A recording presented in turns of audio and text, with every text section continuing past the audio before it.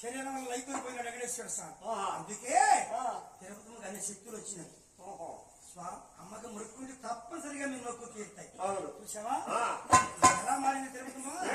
మునేటి ఒడ్డు లేచింది.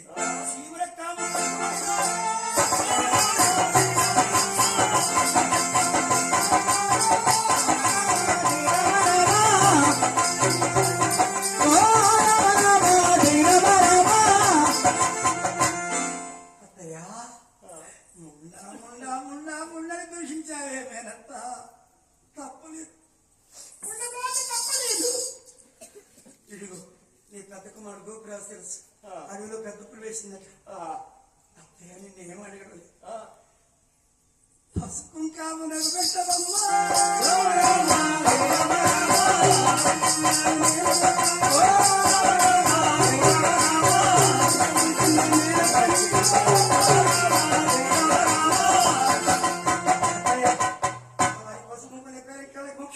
నీకు తెలుసు. చేతులెత్తి నమస్కరిస్తున్నాను. నేను నా భర్తతో వెళ్ళిపోతున్నాను అనగానే మనసు కలిగింది అత్తయ్య. ఆగమ్మా, ఇదిగో ఈ సుందరమ్మ పెత్తనం ఇచ్చాం. ఈ సంవత్సరం ఇదిగో ఇలా ధారణ అయిపోయిందమ్మా. నీకు పసుపు తీసుకొచ్చాను. అత్తయ్య ఇంకా గృహంలోకి వెళ్ళి మేడలోకి వెళ్ళి పసుపు కుంకుమ తీసుకొచ్చింది. ఇది వచ్చిన సుందరం చూసింది అత్తగారి. అత్తయ్య అత్తయ్య ఏంటి కుస్తాది స్థలాస్తులు లోపలికి వచ్చింది? అబ్బా గోపురం మరణించాడట, జడ్జి మరణించిందట, తీరిందట. అందుకని ఒక పసుపు గొప్ప కావాలంటే అత్తయ్య దాని దగ్గర సత్యం ఉంటే దాని భర్త ఎందుకు మరణిస్తాడు? దానికి పుష్పం ఎందుకు వస్తుంది? అయినా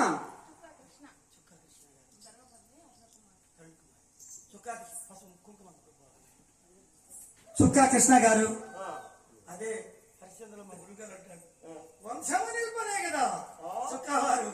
ఎక్కడున్నా ధర్మదాతలు ఉన్నా లేకపోయినా చుక్కా కృష్ణ గారు వారి యొక్క ధర్మపత్ని అరుణి కుమారి గారు, వారికి వారి కుటుంబం,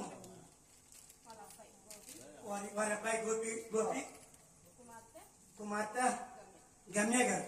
గమ్య గోపి నూరేళ్ళాక్షి అవును. వారికి విద్యాబుద్ధులు ఎందు లక్ష్మీకృత తోడుగా నీడుగా నిలిచి ఏ ఆపద రాకుండా వాళ్ళిద్దరు నూరేళ్ళాక్షితో లక్ష్మీకృతం కలిగి కృష్ణ గారు 500 రూపాయలు సమర్పించారు. వారి కుటుంబాన్ని వారి బిడ్డలను వారి యొక్క ధన కనక వస్తు వాహన వచ్చి ఎల్లవేళ వారికి కూడా వారి కుటుంబాన్ని ఆయన ఆరోగ్య ఆపదలు లేకుండా లక్ష్మీకృతం మహిమగా తల్లి కృష్ణ గారి కుటుంబాన్ని చల్లగా కాసి కాపాడు లక్ష్మీ మనసా వాచ ప్రార్థన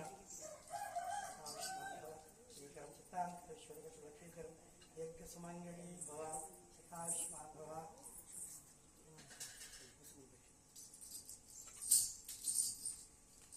చూసావా ఇది జరగానే మాకు యాదవరాజు అందరి మీద అభిమానం.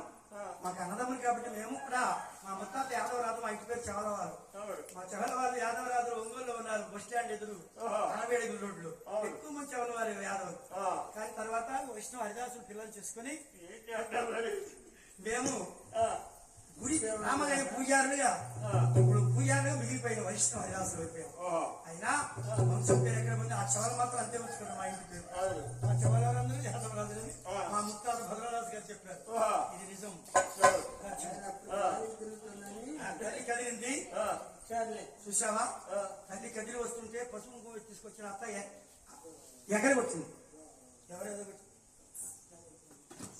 డబ్బులు కింద పడి కాలు మీద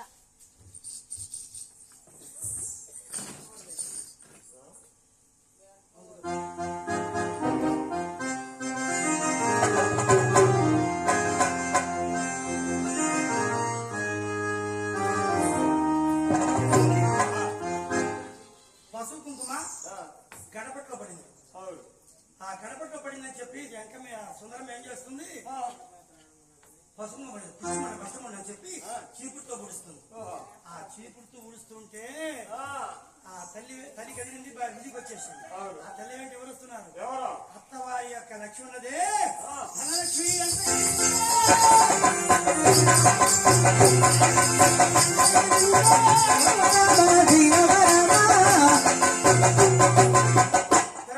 ధనలక్ష్మి కదిలి వెళ్ళిపోతుంది. అందరూ నిలబడి చూస్తున్నారు వీధుల్లో. అక్కడ చెల్లెళ్ళ అమ్మలారు నా భర్త మరణించారు, హోమంలో వస్తుంది కాదనకండి. పసుపు కుంకాములకు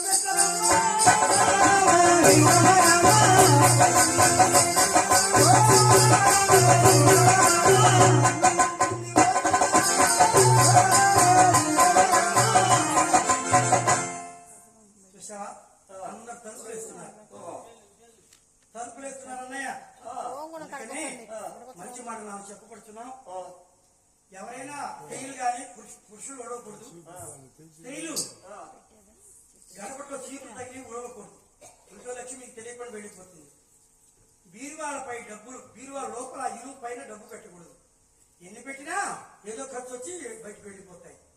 బీరువా పైన జాకెట్ ముక్క లాంటి ఒక గుడ్డ పరుచుకొని ఆ గుడ్డ మీద ఎన్ని వేలు, లక్ష, కోటి రూపాయలు పెట్టచ్చు. అప్పుడు మీ డబ్బులు మీ ఇంట్లోనే ఉంటాయి. ఖచ్చితంగా ఉంటాయి. బీరువా పైన బరువు పెట్టుకుంటాయి. బరువు పెడితే బీరువా డబ్బులు మీకు తెలియకుండా వెళ్ళిపోతాయి. మా ఇంట్లో మా కోడలు పరుపు లేదు, ఆ పరుపు పెడుతుంది పైన. మీకు వాడు నీకు ఒక్కడే కుమారుడు నాగరాజు. నాగరాజు చాలా మంచివాడు. వాళ్ళకి తెలియదేమో, వాళ్ళకి తెలియదేమో చెప్పాలి. చెప్పిన ఎల్ల కుదరదు చెప్పాలి. పెట్టకూడదు బరువు. సరే చూసావా? ఇంటి ఎదురుగా వచ్చి చెప్పులు వాకి ఎదురుగా వెళ్ళకూడదు. చెప్పులు చీపురు ఒక చోట పెట్టకూడదు. చీపురు లక్ష్మితో సమానం. చెప్పులు మాత్రము శని. శని వెంటనే పెద్దమ్మ వస్తుంది ఇంట్లోకి. పెద్దమ్మ ఆయన వచ్చిందంటే మన ఇంట్లో డబ్బులని వెళ్ళిపోతాయి. అలాగనే ఆగిపోయిన గడియారాలు ఇంట్లో ఉంచకూడదు. 6 ఏళ్ళ లేకపోతే బాగు చేయించుకోవాలి. కావున ఇంకొక విశేషం, అద్దము పగిలితే ఇంట్లో ఉండకూడదు. మనసు విరిగిపోతుంది. అందుకని అద్దం పగిలితే వెంటనే బాగేయాలి. ఇదంతా బాగు చేయించుకోవాలి. ఉండకూడదు. అలా ఉండకూడదు నాయన. మంచి మాటలు ఇవి. ఇంకా 100 మాటలు అని చెప్తాను ఈ విధంగా.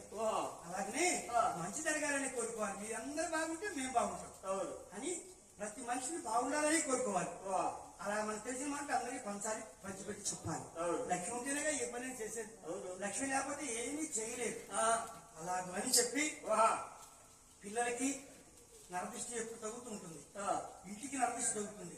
ఇది సంపాదించేవారికి అమ్మో అంటారు. ముఖ్యంగా మగవారి కంటే ఆడవారి కళ్ళు చూపు ఎక్కువ ఉంటుంది. మన ఇంటి మీద ఎవరి చూపైనా పడింది అనుకో, మగవారైనా ఆడవారైనా నరదృష్టి వస్తుంది. ఎప్పుడైనా నేను ఒక్కడే కాదు, నాలాంటి వారు బ్రాహ్మణులు చాలా మంది ఉంటారు. నరదృష్టి అంతరం ఇంటి వాకిలికి తగిలించుకోరు, లేదా ఇంటి యజమాని మెడలో కానీ చేతికి కానీ కట్టుకోరు. మా దగ్గర నరదృష్టి యంత్రములు ఉన్నాయి, మా గురువు గారు ఇచ్చినటువంటివి. మేము డబ్బులు ఎక్కువ తీసుకోవడానికి వీలు పడదు. ఈ నరదృష్టి యంత్రం ఒక్కటిసారి ఇంటికి 101 రూపాయలు అండి. పిల్లలు ఎక్కడ మీకు తెలియకుండా పడిపోతారు. వారికి పిల్లలకి యంత్రము 51 రూపాయి, 51 రూపాయి అండి. నా మీద అభిమానం ఉన్న పూజలో ఉన్నటువంటి తిరుపతి తల్లి మీద భక్తి ఉన్నా ఎవరైనా తీసుకొచ్చి ఎవరికైనా ఇస్తామని మనం చేస్తున్నాం. కావాల్సినటువంటి వారే ఈ నరదృష్టి యంత్రం తీసుకోండి. ఇంటి గడపకైనా కట్టుకోవచ్చు. ఇంటి పైన గడప పైన ఒక పక్కన చీరగా తగిలించుకోవచ్చు. లేదా భర్త గారైనా కుటుంబం ఎవరైనా కట్టుకోవచ్చు. ఇంటికి ఒకటి సార్లు ఈ నరదృష్టి యంత్రం ఖచ్చితంగా ఇది మంచి జరుగుతుంది. ఇది పిల్లలండి. చిన్నపిల్లలంటే 18 సంవత్సరాల లోపు వారికి ఇది వర్తిస్తుంది. ఇది కావాలనుకున్నటువంటి వారే తీసుకోవచ్చు. మీకు మంచి జరుగుతుంది, తప్పనిసరిగా జరుగుతుంది. అలాగని చెప్పి కదిలింది. నరదృష్టి ఇంటి మీద కాదు, మనుషుల మీద కూడా ఉంటుంది, పిల్లల మీద కూడా ఉంటుంది. అది ఇంటికి ఒక్కటిసారి నరదృష్టి యంత్రం పెట్టుకోండి. మీ కుటుంబం చల్లగా ఉంటుందని మనం చేస్తున్నాం. ఎటువంటి ఆపద వచ్చినా తొలగిపోతాయి.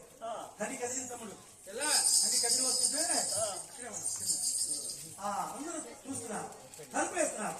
ఎదురుగా వచ్చి నిలుతుంది పెద్ద పేరెంట్. ఎవరో తెలుసా? ఎవరండి? పెద్ద పేరెంట్. అమ్మా నేను పసుపు అడగలేము. తలుపులు వేస్తున్నా, మజ్జిగ ఆకలిస్తున్నా, మజ్జిగ సహాయం చేయొచ్చండి అని చేతులెత్తి నమస్కరించింది తిరుపతమ్మ. ఎవరో తెలుసా?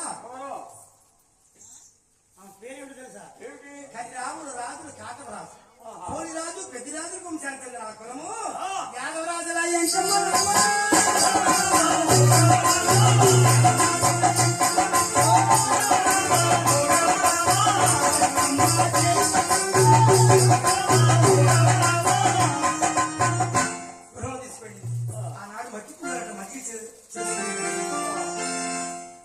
మజ్జిగ కుండలు మట్టి కుండలు. ఆ మజ్జిగ ఇచ్చిన దేవి ఎవరు? యాదవరాజు లేకమ్మ. ఆ కన్న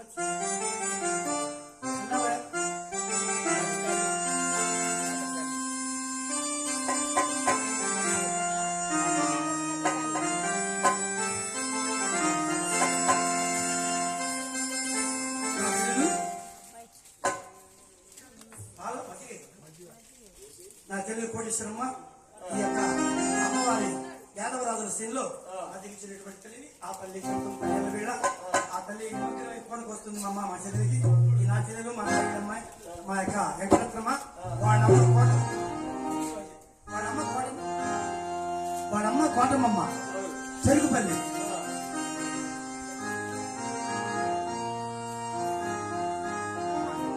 చెరుకుపల్లి నుండి తీసుకొచ్చింది మా అమ్మాయి తోటవారి పాలెం ఫస్ట్ సారి.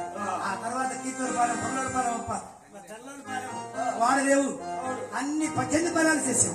అక్కడ నుండి ఇక్కడ నుండి నెల్లూరు వరకు, ఒంగోలు చీరాల, అక్కడ నుండి వెంకటగిరి వరకు చేసి వచ్చాం. కనుక మా అమ్మాయికి సరే కనుక మా అమ్మాయి మంచిగా ఇచ్చింది. ఈ యొక్క రాష్ట్రంలో వారి కుటుంబాన్ని వారి మనవలకి బాగా చదువుకుంటున్నారు. వారికి ఉద్యోగం రావాలని మరీ అమ్మను కోరుకుంటున్నాను.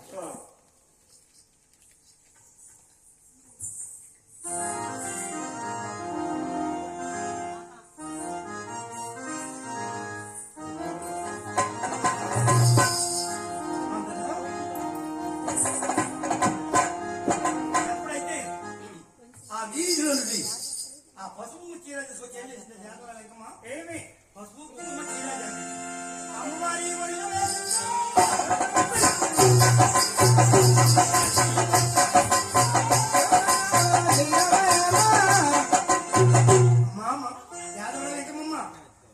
తాకినటువంటి మట్టి కుండ నాలో సత్యం ఉంటే ఈ మట్టి కుండ నేను వీధిలోకి వెళ్ళగానే పాడువంతా బంగారం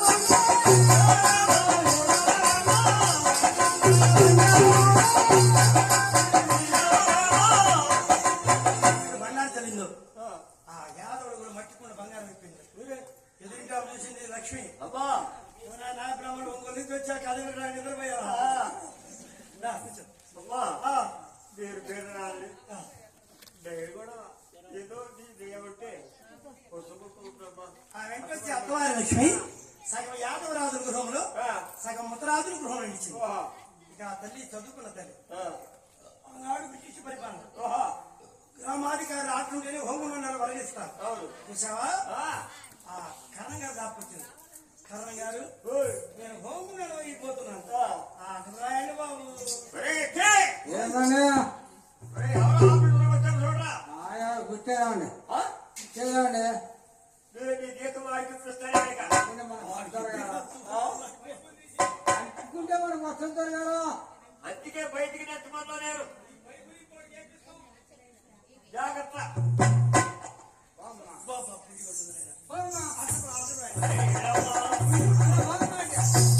కరణం గారు ఈ విధంగా ఈ బాగా కనిపిస్తారు ఈ యొక్క గ్రామాధికారు కరణం గారి భవంతి చూసి కరణమయ్యో నీ ఇల్లు కాదా?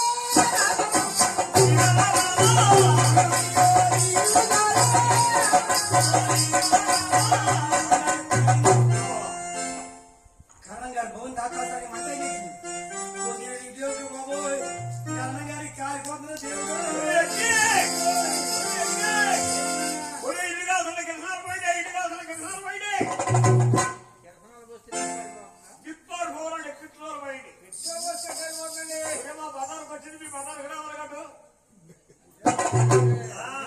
అందుకేనన్నా నల్ల బ్రాహ్మణ్ నమ్మకూడదు మా తాతగారు లక్ష్మీదేవి పాదాల మీద పడినాడు కరణం గారు ఆ బండారు తల్లగారు ఎప్పటిలాగా మంటలు ఆచాడు అమ్మ నేను ఒక్కడే కాదు గ్రామానికి కాదు ఈ గ్రామానికి ఇద్దరు ఉన్నారు కర్ర మొత్తం ఏముడు శుభు శ్రీ సేతుపతి పరిగెంటి సరసర కాగి నూనెలో ఉంగరం వేశారు చెయ్యి కాలకుండా తీసిస్తే నీలో సత్యాన్ని నిరూపిస్తా సరే అనగానే సరసర కాగి నూనె ఉంగరం తీసి ఇచ్చినట్టు లక్ష్మీ దేవత సన్నిధిలో చేయవేసినట్టు ఆశ్చర్యపడుతున్నాడు తెలియక మాటలు క్షమించమ్మా ఇదిగో నీకు మేన నువ్వు నడవద్దు అది రజకులు ఉన్నారు ఇదిగో కోడిశ్రమ ఆయన ఉన్నాడు మా బావన్నాడు శ్రీనివాసరావు వచ్చాడు కనుకనే మేనా తీసుకొస్తా మేనాలు కూర్చో సరే నందిగామ కొట్టు 18 కిలోమీటర్లు ఇక్కడ పెనుగంచి పోరండి నందిగామ నిన్ను మా రజకులు తీసుకెళ్తారు నందిగామ కోర్టు కలెక్టర్ గారు ఆర్డర్ కోసం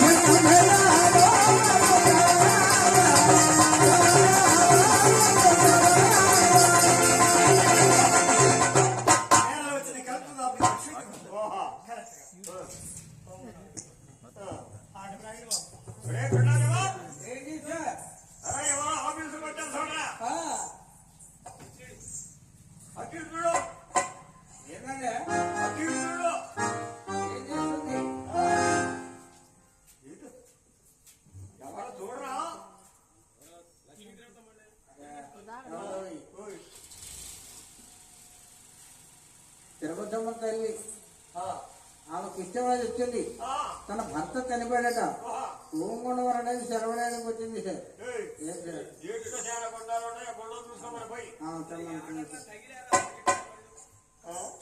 మనకి ఎందుకు దొరగారు అందుకే బయటికి నెట్టమన్నారు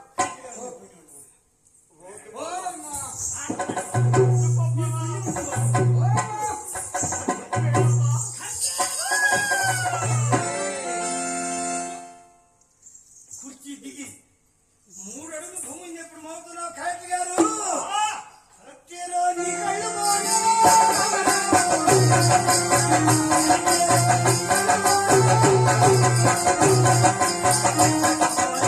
తెలిందో ఒరే జవా ఏమైనా సత్యం సత్యం ఉంటే ఏం కుర్చీ వస్తుంది చచ్చి ఉంటే ఈమెకి భర్తను మన్నిస్తారు. లేదు పుణ్యస్త్రీగానే వెళ్ళాలి కదా. అవును. భర్త ముందు వెళ్ళాడంటే ఈమె సత్యం ఉండదు. లేదు మాట ఆఫీసులో పోయారు. ముందు భార్య చనిపోతే ఆమె పుణ్యవతి.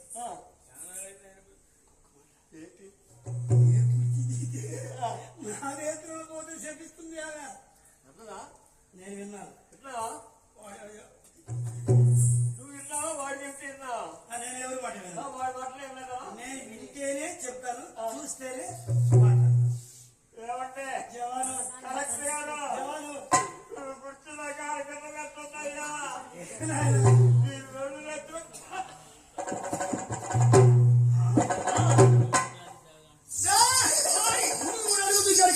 ఆహా అయ్యా కలెక్టర్ కళ్ళు పోయినాయా. రామ రామ శ్రీరామ రామ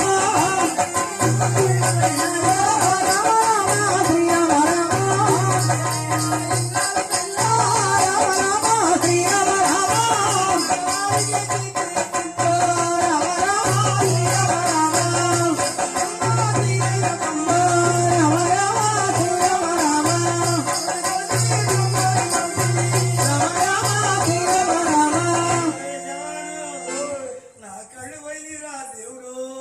పోతే పోయి గుంటూరు గవర్నమెంట్ ఆసుపత్రిలో గవ్వకాళ్ళు ఏమి ఇస్తారేమో. దండం పెడతాను జవాను. ఆడవాళ్ళు ఎంత సత్యం నాకు తెలియదురా దేవుడు.